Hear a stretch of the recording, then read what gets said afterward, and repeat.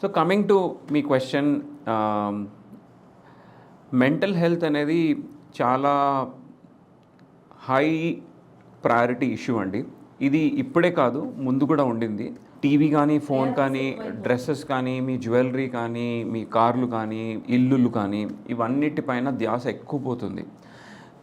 ముందటి కాలంలో 20-30 ఇయర్స్ క్రితము ఇలాంటి లైఫ్ లేకుండేది. జనాలు వాళ్ళకు సంతృప్తిగా తిండి, కట్టుకోవడానికి బట్ట, ఉండడానికి సింప్లిసిటీ అండ్ దీంతో సాటిస్ఫాక్షన్ ఉంటుంది. అందరు వాళ్ళుగా చాలా మంచిగా హ్యాపీగా ఉమ్మడి కుటుంబంగా ఉంటుండేవారు.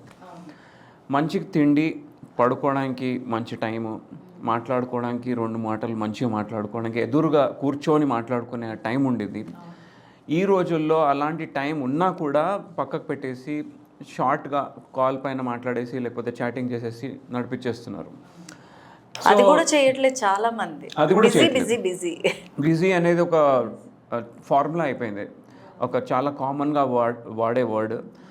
దానికి అసలు బిజీ ఎందుకున్నావు, ఇది ఎప్పుడు వాడాలి నేను అని కాకుండా ఎప్పుడు పడితే అప్పుడు వాడేస్తున్నారు అనమాట. అంటే నేను ఫ్రీగా ఉన్నా కూడా నేను బిజీగా ఉన్నా చెప్పేయడము. సో ఇలా చేయడంతో రిలేషన్షిప్ తెగిపోతున్నాయి. ఓకే, వాళ్ళని వాళ్ళు పొడగొట్టుకుంటున్నారు అన్నీ. అండ్ ఈ వస్తువులపైన ధ్యాస పెరిగినాక నాకు మనుషులు ఉండరు, వస్తువులే ఉండిపోతాయి. మీరు కూడా వస్తువు అయిపోతారు.